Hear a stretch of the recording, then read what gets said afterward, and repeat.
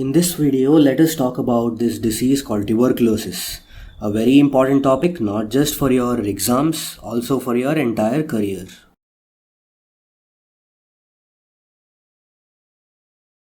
So tuberculosis is one of the oldest diseases known to affect human beings, and it may have emerged around 70,000 years ago in Africa. And it's an infective disease, specifically a granulomatous infection. Do not confuse granulomas with granulation tissue, right? So these are not the same. So granulation tissue is a part of wound healing, while granulomatous infection or granulomatous reaction is nothing related to granulation tissue. So tuberculosis is caused by various species of Mycobacterium. We'll have a look at what all species cause tuberculosis. Coming to the epidemiology of tuberculosis, so there are 9 million new cases worldwide, and five of those are in Asia itself. And in the graph, if you see, India is one of the hotspots for tuberculosis, with 125 to 300 cases per lakh population every year. Mortality wise, so mortality is nothing but death. So mortality wise, India, however, leads the chart with more than 10,000 deaths every year. There are numerous species of Mycobacteria. You'll be learning about this in microbiology. For us, we'll consider just a few of them. The most important one is Mycobacterium tuberculosis. So this is the most common bacteria that causes tuberculosis, and it can cause both pulmonary as well as extrapulmonary tuberculosis. That is, lung can be affected and other tissue apart from lung also. Next is Mycobacterium bovis. So this was initially discovered in cattle, affecting cattle. So it was seen in industrialized countries that whoever consumed unpasteurized milk, they had some intestinal symptoms, and on biopsying they found that it had all typical microscopic features of tuberculosis. So Mycobacterium bovis is known to cause intestinal tuberculosis. Next is Mycobacterium africanum. It is detected in cases of Africa with tuberculosis. Then there is Mycobacterium caprae, Mycobacterium microti, Mycobacterium pinnipedi, Mycobacterium mungi, Origes and Cannetti. So these are all the various species of Mycobacteria. So for us, the most important ones are, first is tuberculosis, second is bovis.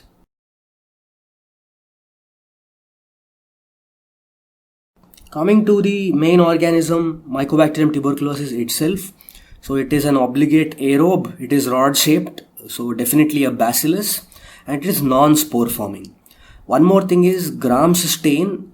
Under Gram's stain, this Mycobacterium tuberculosis organism, it is weakly positive, and Gram's stain is not conclusive. It is not enough to diagnose tuberculosis. There are other stains known as acid-fast stains. So those are very important for Mycobacterium species.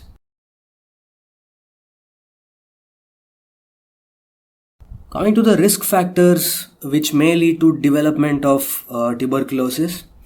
So all of these factors listed out here are immunosuppressive conditions, right? So diabetes mellitus, Hodgkin lymphoma, chronic lung disease, chronic renal failure, malnutrition, alcoholism, immunosuppressive disorders like HIV. So whenever there is a reduction in immunity, there is a chance that tuberculosis occurs. Pathogenesis wise, transmission of this tuberculosis bacillus is from person to person by means of aerosol, that is respiratory droplets. There are about 6 steps in the pathogenesis of tuberculosis. We'll have a more detailed look about this. So the first step is entry into macrophages. Second step is replication of the bacillus within the macrophages. Third is PAMPs, that is pathogen associated molecular pattern. Fourth is the Th1 lymphocyte response. Then fifth is Th1 mediated killing by macrophages of the TB bacillus. Last is the granulomatous inflammation and tissue damage. So the first step is entry into macrophages. So your lungs have something known as pulmonary alveolar macrophages or PAMs. So whenever there is any offending agent, in this case it is Mycobacterium tuberculosis, your pulmonary alveolar macrophages, as the first line of defense, they go and eat up the organism. So now Mycobacterium tuberculosis comes to lie within the cytoplasm of the macrophages. This is mediated by mannose binding lectin and CR3 proteins. So second step is replication within the macrophages. So normally in macrophages what happens is, once macrophage consumes a foreign agent or a bacteria or anything, so that area within which the offending agent is there, so that is called the phagosome. So next step what happens is, there is a lysosome which fuses with the phagosome. So this lysosome is known to have various proteolytic enzymes. So once phagosome and lysosome fuse together, the enzymes in the lysosome go and kill whatever offending agent is there, go and destroy it, freeing the body of any antigens. However, in tuberculosis initial phases, what happens is, this Mycobacterium tuberculosis bacilli, right? So it inhibits this phagolysosome fusion. So it inhibits by various mechanisms. So important mechanisms are inhibition of calcium signals and recruitment and assembly of proteins that mediate fusion. So by means of inhibiting these two, your Mycobacterium tuberculosis bacilli, it will prevent the phagolysosome fusion. Hence, the macrophage in the initial phases is not able to destroy the tuberculosis bacilli. So this is the image of the same two steps we saw previously. So Mycobacterium here is going and binding to mannose binding lectin receptor as well as CR3 receptor, and then the macrophage has taken up the bacillus into its cytoplasm within a phagosome. Very important point. Then later on what happens is, since the phagolysosome fusion is inhibited by the bacillus keeps on proliferating within the cytoplasm of macrophage. And macrophages are a part of reticuloendothelial system. You all know that. So this macrophage can now migrate into multiple organs and deposit there and be dormant there itself. The next step in the pathogenesis is PAMPs or pathogen associated molecular patterns. The Mycobacterium tuberculosis bacteria, it has certain things on itself which are recognized as patterns by this receptor known as toll-like receptors, which are present on the macrophages. So those things on the bacteria are lipoproteins and glycolipids. So lipoproteins and glycolipids on the bacteria, they act as patterns which are recognized by toll-like receptors on the macrophages. So this is a very important step. I'll tell you why in the next few sentences. So next is the Th1 response. So macrophages are the initial line of defense, right? So once they have ingested the bacteria, Mycobacterium tuberculosis bacillus, so what they do is they present the bacillus to T lymphocytes. Like, have a look at it. Someone has entered our system, so please have a look at them. So that is called presenting. So since macrophages do the presenting, they are also called antigen presenting cells. So once they do that, meanwhile, what has also happened is PAMPs, right? So because toll-like receptors too are activated, macrophages also release interleukin 12. So that interleukin 12 step is very important. So with that interleukin 12 step, what happens is the T lymphocytes that have seen Mycobacterium tuberculosis bacillus, right? So they activate themselves and become Th1 cells. So these Th1 cells later on go on to activate the macrophages itself. So it's like a circle. So macrophages activate T cells to become Th1, and Th1 later on activate macrophages itself. So this is the second half of the diagram which we saw previously.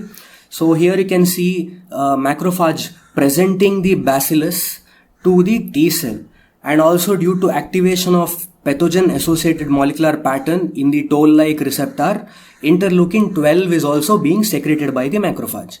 So this leads to activation of these T cells to form Th1 cell. So once Th1 cell is formed, it secretes interferon gamma, that is gamma IFN is interferon gamma, which in turn leads to activation of macrophages. So why this activation is needed is, previously you saw phagolysosome fusion was not occurring. Only after interferon gamma it activates the macrophages, only then the macrophages are able to fuse the phagolysosome to destroy the bacillus. So once these macrophages are activated, they can cause mycobacterial killing. And the activated macrophages, the name given to them is epithelioid cells. The macrophages thus activated are now called epithelioid cells. I'll tell you what the morphology of an epithelioid cell is when we move on to the microscopy. So now since the macrophages are activated and become epithelioid cells, they are able to kill the bacillus by means of phagolysosome fusion and release of all noxious substances within the phagolysosome to destroy the bacteria. And also these activated macrophages, they can aggregate with each other. That is, they can fuse multiple epithelioid cells or activated macrophages can fuse together to form what is now known as a giant cell. The specific name given to it is Langerhans type of a giant cell. And once this has happened, that is granuloma has been formed, they release various cytokines and recruit more monocytes and macrophages, so that they can successfully destroy the offending organism, which is Mycobacterium tuberculosis.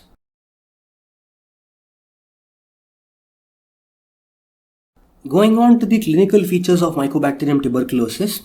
So there are two important pathophysiologic types in Mycobacterium tuberculosis infection. So the first is known as a primary tuberculosis. So primary tuberculosis occurs in a previously unsensitized or an unexposed individual. So in the pathophysiology you saw various steps, right? So initial two steps happen in a newly exposed individual only. Rest of the steps will occur in an individual who has already been exposed. So primary, that is the importance of primary tuberculosis. And clinically, primary tuberculosis patients usually will not have any symptoms. Next is secondary tuberculosis. So it occurs in someone who is previously exposed by Mycobacterium tuberculosis. So proliferation of bacteria in cytoplasm of macrophages will no longer occur in secondary tuberculosis. And secondary tuberculosis more often has clinical presenting symptoms like low-grade fever with evening raise of temperature, cough with hemoptysis, weight loss, and lymphadenopathy. One of the common lymph nodes affected by tuberculosis is cervical lymph node. And once granulomas form in the cervical lymph node, they can sort of burst out from the lymph nodes, leading to a sinus. So a draining sinus in the neck is one of the characteristic findings that you see in tuberculosis, specifically cervical lymph node tuberculosis.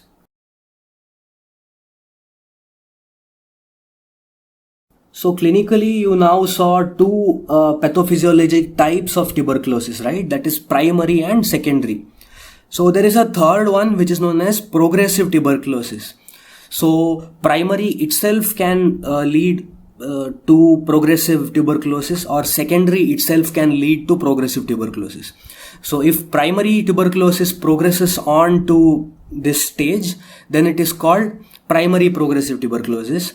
If secondary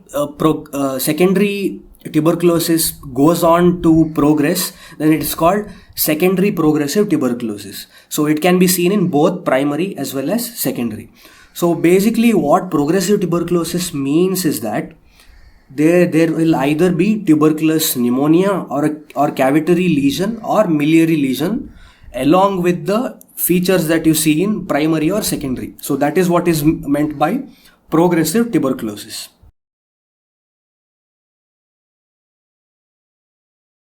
So here's an image showing the natural history of tuberculosis.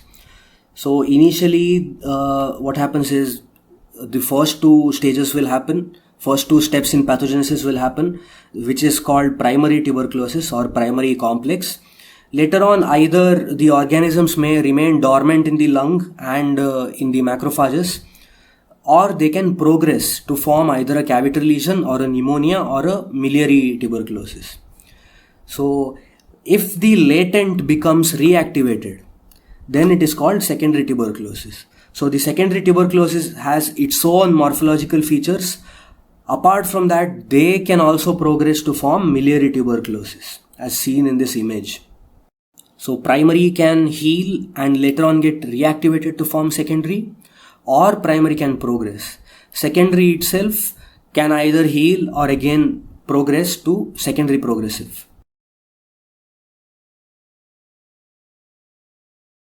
So coming to primary tuberculosis, hardly 5% of the patients who are first exposed to tuberculosis bacillus will have any symptoms.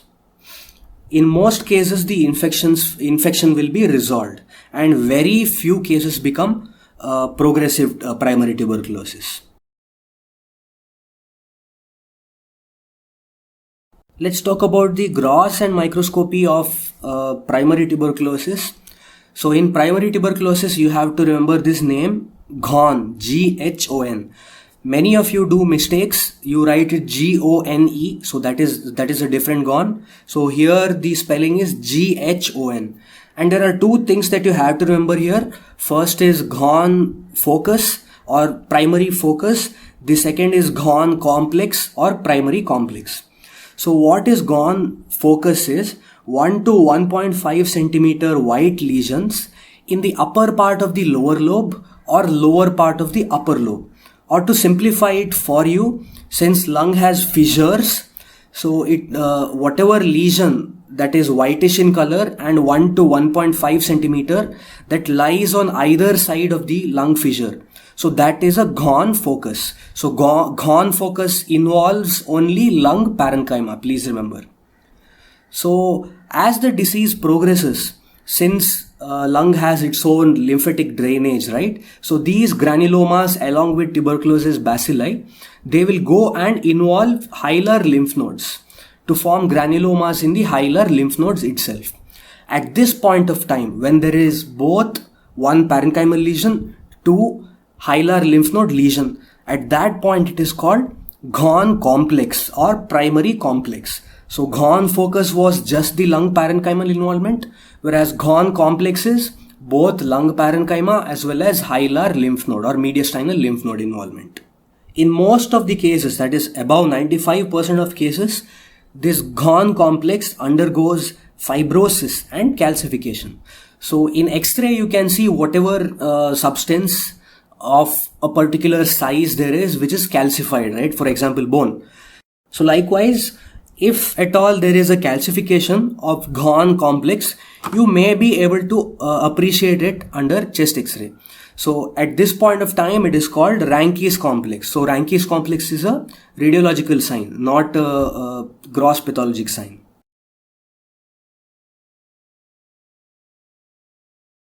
So here is the gross image showing the same. So there is a fissure which I have marked using yellow lines, two yellow curved lines.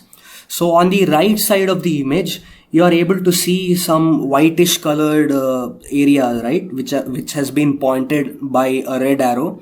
So that in isolation is called a gone focus. So later on it goes on to involve hilar lymph node, which you can see in the left side of the image. So in the left side of the image there's another red arrow which in which again you can see a whitish discoloration, whitish lesion. So parenchymal lesion plus hilar lymph node involvement is called gone complex, whereas only parenchymal involvement is called gone focus.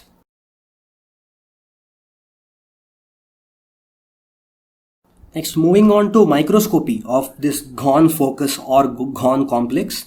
So the microscopic hallmark of tuberculosis is granuloma formation.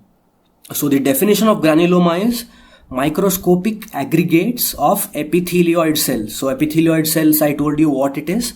It's nothing but activated macrophage. So multiple of these epithelioid cells can fuse with each other to form what is known as a giant cell. So if a giant cell has horseshoe shaped arrangement of nuclei, then it is called Langerhans giant cell. So in this image there's a red arrow that is pointing towards a Langerhans type of a giant cell.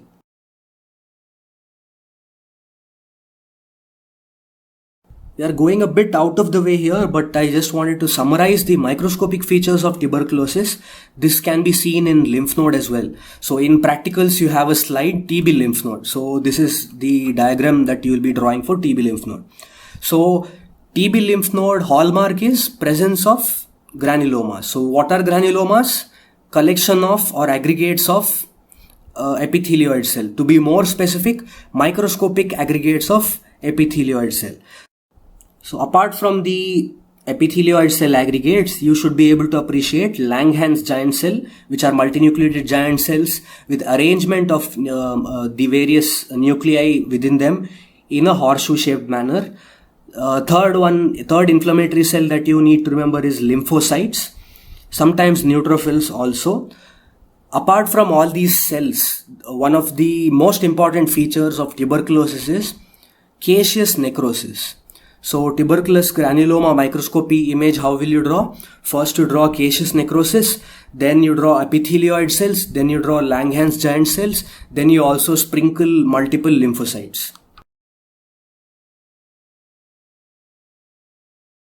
Going on to secondary tuberculosis. So secondary tuberculosis is commonly seen after many years of primary tuberculosis, whenever there is a weakened immune system. So most of the cases, secondary tuberculosis is caused by reactivation of the dormant infection rather than a second infection.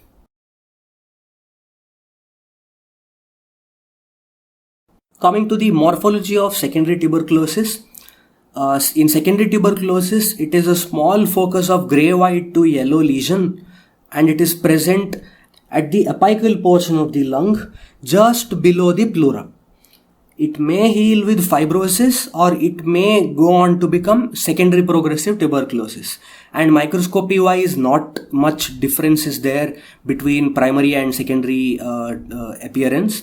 So here also you'll be able to see granulomas. So here's the gross image of secondary tuberculosis. The red arrow you can see is pointing to the less than 2 centimeter grayish to yellowish white lesion, which is just below the apical pleura. So here's a list of differences between primary and secondary tuberculosis. So primary tuberculosis occurs in unexposed individuals, whereas secondary tuberculosis occurs in individuals who are previously sensitized to tuberculosis bacillus. Source of infection, primary tuberculosis, most of the times is exogenous, that is from outside through aerosol the patient will contract the disease, whereas secondary tuberculosis, most of the times it is a reactivation of a dormant infection rather than a second infection. Next, coming to site of lung involved in primary tuberculosis is adjacent to the fissure of the lung, that is upper part of the lower lobe or lower part of the upper lobe. Whereas in secondary tuberculosis, it is the common site to be involved is apical area of the lung. Next, coming to regional lymph node involvements. In primary tuberculosis, it is significant and prominent. So in primary tuberculosis, Ghon complex is nothing but hilar lymph node involvement. In secondary tuberculosis, not very prominent. Lymph node involvement is not very prominent. Next is sputum for AFB. It is hardly positive in primary tuberculosis. In secondary tuberculosis, it is positive in higher frequency. Next is cavity formation is rare in primary tuberculosis, whereas in secondary tuberculosis, cavity formation is more common. So cavity formation suggests progression, right? So progressive tuberculosis is rare in primary. It can occur, but it is rare. Whereas in secondary tuberculosis, progression is common. Last is healing. So healing is mainly by calcification in primary TB. So which is why you may be able to appreciate Ranke's complex in chest X-ray. But for secondary tuberculosis, healing is more common by fibrosis, not by calcification.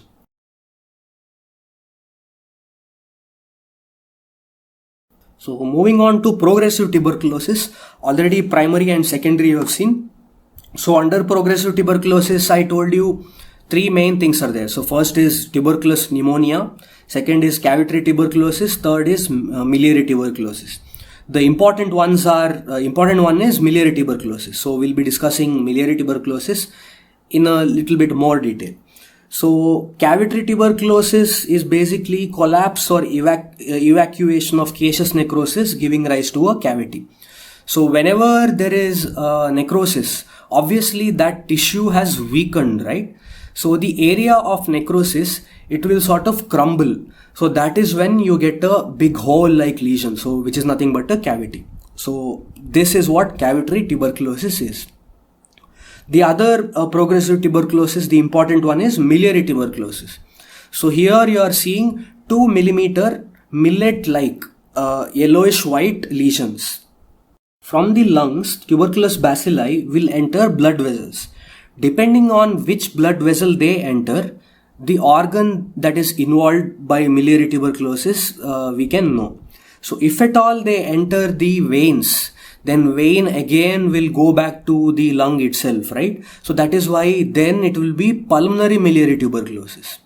So if at all they move through arteries, then what will happen is they will involve various different organs in the circulation through the circulation, which is then called systemic miliary tuberculosis. So you have pulmonary miliary disease or you have systemic miliary disease. So here is an image of cavitary tuberculosis. So clearly the yellowish part which had too much of necrosis has crumbled. That is why you are able to see a cavity here.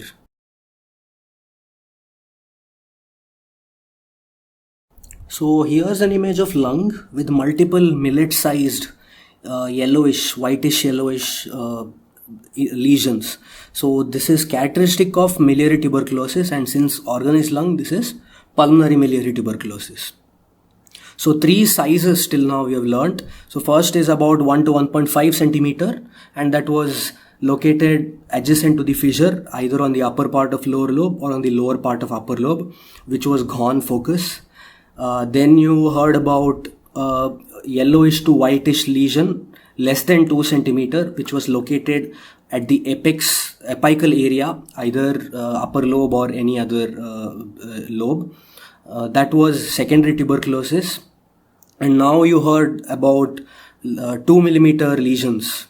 So this is miliary tuberculosis.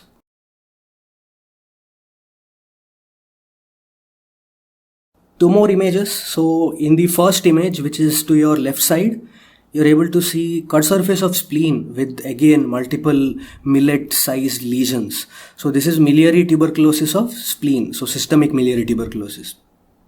And in the bottom image, what you are seeing is intra-abdominal picture. So laparoscopy they were doing and they've taken a picture.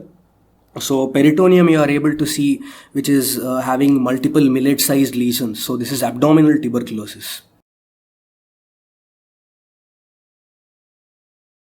Coming to the diagnosis of Mycobacterium tuberculosis. So diagnosis is usually made by clinical features, chest X-ray to detect either pleural effusion or Ranke's complex, which was calcification of latent primary tuberculosis, or fibrosis. So all these things can be detected by chest X-ray. Then lab diagnosis wise, if you do a complete blood count, you may be able to see increased lymphocytes. Absolute count of lymphocytes may be increased. ESR will be elevated. So for high ESR, very high ESRs, classically two examples are there. First is multiple myeloma, second is tuberculosis. So ESR for these two diseases will be like around 100. So that is how high the ESR will be. And one more thing is you have to rule out concurrent HIV infection. So in HIV infection also, patients may get tuberculosis. So if TB meningitis is there, then the patient will have increased lymphocytes in CSF, then web-like appearance of the CSF. Then lastly, you can do a sputum test. So in sputum test, what you can do is a Zeal-Nielsen stain. So Gram stain, I told you the interpretation may not always be consistent. Sometimes it may be weakly Gram positive. Sometimes it may not take up Gram stain at all. So what you do is Zeal-Nielsen stain. Zeal-Nielsen stain is a type of acid-fast bacilli stain. So speciality of this Mycobacterium tuberculosis. In fact, the nomenclature Mycobacterium was given because the cell wall of the bacteria, it has mycolic acid, right? And the speciality of this mycolic acid is that during acid-fast staining, it takes up the primary stain so strong and binds to it so strongly that even on addition of strong acids or on heating, it will not let go of the stain. So decolorization is incomplete. So because decolorization is incomplete, on adding secondary stains like methylene blue, the color of primary stain will still remain. So primary stain in this case is carbolfusin. So carbolfusin color is retained.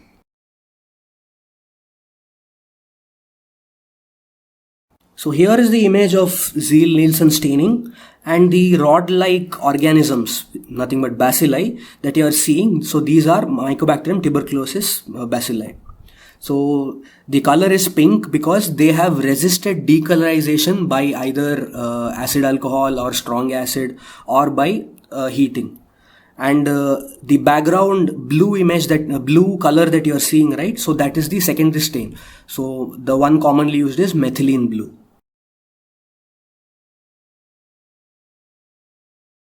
Coming to other lab investigations, so culture of Mycobacterium tuberculosis can be done in a system called BACTEC. You'll be learning about this in microbiology. One more thing is biopsy can be done for granulomas. For example, either a lung biopsy or a lymph node biopsy, and then you can do an acid-fast bacilli staining. However, the drawback is that the percentage positivity that you get in a biopsy as compared to sputum, it is not that high. So yield is very low. It is said that the yield is very low if AFB is done on tissue. Then one more important test is cartridge-based nucleic acid amplification test, or CBNAT, and the name given for it is GeneXpert.